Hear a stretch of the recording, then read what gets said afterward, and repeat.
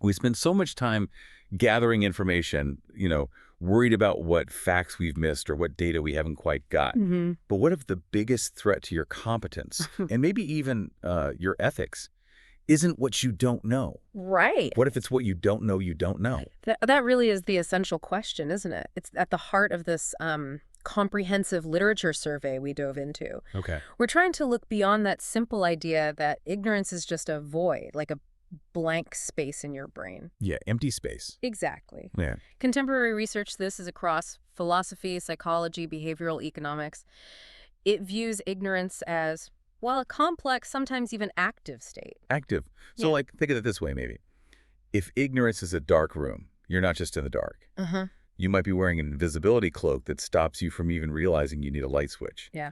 Like some kind of villain blind spot. That's a great analogy, actually. Sure. Yeah, and our mission today is to unpack this whole complex state of not knowing, why we sometimes choose it, how institutions may be exploited, and also why, and this is counterintuitive, a really good understanding of our own ignorance might be the best resource we have. A resource. Okay, I want to get to that. But first, to understand the modern view, we kind of have to start where it all began, right?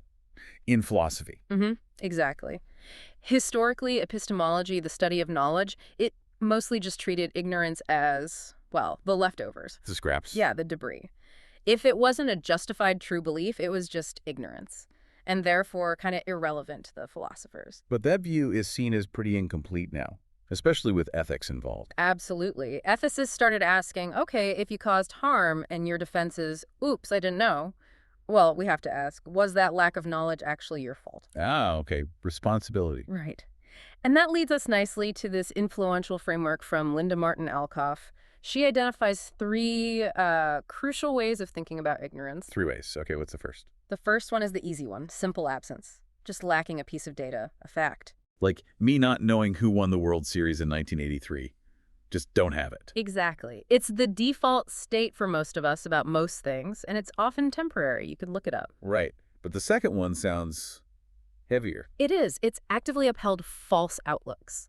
This is where individuals hold on to wrong beliefs, even when they have access to information that contradicts them. So this isn't just being wrong. This is like digging your heels in, actively rejecting good evidence because you prefer your own story. Precisely. It takes motivation. There's a reason someone wants to stay wrong. It's like an epistemic commitment, but to an untruth. Wow. Okay. And the third? The third conception is the real game changer, especially for philosophy.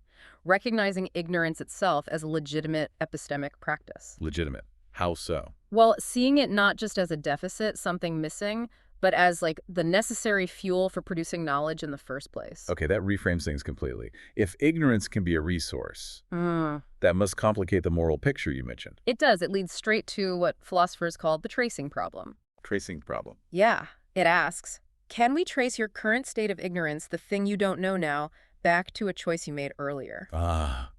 Like, did you choose not to look? Exactly. If your ignorance stems from prior voluntary negligence, maybe you deliberately avoided checking the safety reports for a product you sell because you suspected bad news. Right. And then that ignorance leads to harm later. Well, you can still be held responsible. It implies there's sometimes an obligation to know certain things. Okay, that is heavy. Let's maybe shift gears now to individual psychology, how our own minds kind of keep us in the dark. Right. And the most solid finding here, empirically speaking, is about meta-ignorance. Meta-ignorance. It's simply ignorance of your own ignorance, not knowing what you don't know. The unknown unknowns Rumsfeld talked about. Is this where Dunning-Kruger comes in? This is absolutely the domain of the Dunning-Kruger effect. And the core paradox is, well, it's elegant, but also kind of depressing. Lay it on me. The skills you need to actually be competent in something could be anything. Baking, coding, astrophysics. Yeah. Those are the exact same skills you need to accurately judge your competence in that thing. Oh, so if you're incompetent, you literally don't have the tools to see how incompetent you are. Bingo. That invisibility cloak you mentioned, it's practically sewn into the fabric of incompetence itself. Wow. Yeah, David Dunning's research showed this really clearly. Incompetence is effectively invisible to the person who has it. They don't just guess wrong.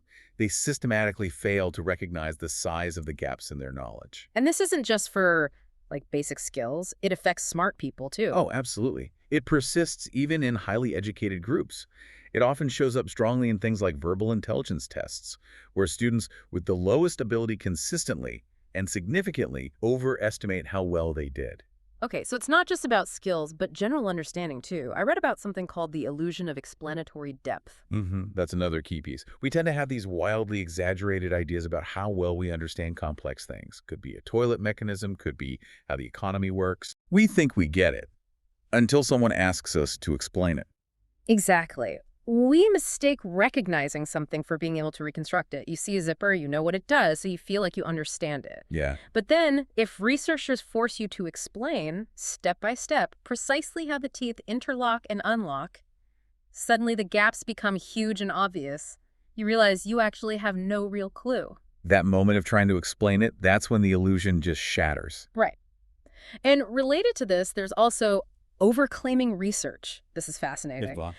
It turns out that people who already see themselves as generally knowledgeable are actually more likely to claim they know about things that don't even exist. Fabricated facts, made-up concepts. Wait, really? So feeling like an expert makes you more likely to fake knowledge? Kind of. The thinking is, if you're very confident in your overall knowledge, you become less critical. You might stop double-checking things that sound plausible within your domain, assuming, well, I'm the expert, so this new related thing must be true. It increases false knowledge assertions. Okay, so we've got ignorance that hides from us, like Dunning-Kruger. Now, what about the ignorance we actually seek out? Sounds like sometimes we want the lights off. That's exactly right. This is willful ignorance. It's the deliberate choice to stay uninformed, specifically about information that might, say, get in the way of selfish behavior. Okay, deliberate avoidance.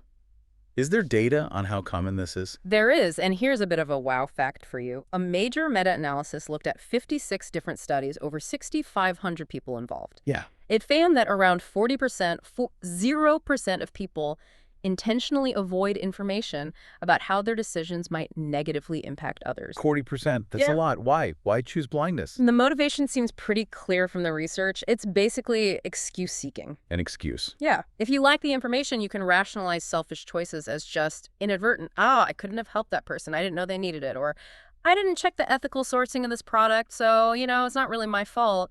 It maintains a positive self-image. So it's less about tangible benefit and more about feeling good about yourself, protecting that I'm a good person vibe. Exactly. That positive self-image is incredibly valuable to people. So valuable, in fact, that studies found between 20 and 40% of participants were willing to pay money just to not receive the inconvenient information. They paid to stay ignorant. They paid to preserve their excuse, valued it more than their own cash. That's wild. And does how the choice is presented matter? Like the environment? Massively. Researchers found something really interesting here. If they set it up so you passively remained ignorant unless you clicked something, Okay. a lot of people stayed ignorant, like 45%. But if they flipped it so you were going to get the info unless you actively clicked a button that said, essentially, keep me in the dark. You have to choose blindness overtly. Right. When you force people to take that explicit action of choosing ignorance, the rate plummeted down to just 3%. Wow. Making the choice explicit makes all the difference. Huge implications there. Definitely. For policymakers, for anyone designing websites or systems, make the ethical choice the default. Okay? But this willful ignorance isn't just personal, right? It can be scaled up, institutionalized. Absolutely. And that brings us to agnotology. Agnotology Yeah. sounds ominous. It's the study of deliberately induced ignorance, how doubt or ignorance is manufactured and spread. Manufactured ignorance. Okay, Yeah. example. Well, Robert Parker's foundational work points to the tobacco industry's campaign against health evidence as the sort of classic case study. Right. They didn't just lie, did they? It was more subtle. Much more subtle initially. It was about exploiting something real, legitimate scientific uncertainty. Science never deals in 100% certainties. There are always nuances, error bars, further questions. So they took those normal scientific gaps. And they magnified them. They funded studies designed to find contradictory or just confusing results. They promoted debate where the scientific consensus was already quite solid. The goal was to seed public doubt, create ignorance, and delay regulation. It was incredibly strategic. Weaponizing the nature of science itself. That's chilling. It is. And ignorance can also be created more socially through things like pluralistic ignorance. Pluralistic ignorance. What's that? It's this weird collective illusion. Basically, individuals privately disagree with something, but they mistakenly assume that most other people accept it. Oh, like in a meeting where everyone secretly hates the new terrible idea. Exactly. But nobody speaks up because they look around and see silence and they think, oh, must just be me. Everyone else is probably fine with this. So everyone conforms to a norm that, privately, almost nobody actually supports. Right. And this can drive group behavior, even organizational policy, all based on a shared illusion, a collective misreading of the room. It shows how ignorance can be a powerful structural force, not just an individual glitch. Okay, so we've covered ignorance that hides from us, ignorance we choose, and ignorance that's deliberately manufactured. Let's flip the script now. You mentioned earlier that philosophy is starting to see ignorance as potentially beneficial, a resource. Yes, exactly. This is when we talk about productive ignorance, especially in science. Productive ignorance, how does that work? Well, instead of seeing uncertainty or a gap in knowledge as a failure, science fundamentally relies on it. It's the engine of investigation. If you think you know everything, why would you bother asking hard questions or running difficult experiments? Right, you need the question mark to drive discovery. Wasn't there a quote about that? Mm-hmm. Physicist James Clerk Maxwell put it beautifully. Thoroughly conscious ignorance is the prelude to every real advance in science. Thoroughly conscious ignorance. I like that. So the quality of your ignorance matters, knowing what you don't know and why it matters. That's paramount. A lot of the hard work in science isn't just finding answers, it's figuring out what the right questions are. Where do our current models break down? What are the really important gaps? That's how you get breakthroughs. And related to this, there's knowledge that we can't even fully capture in words, Right. right? This idea of tacit knowledge. Yes, Michael Polanyi's concept.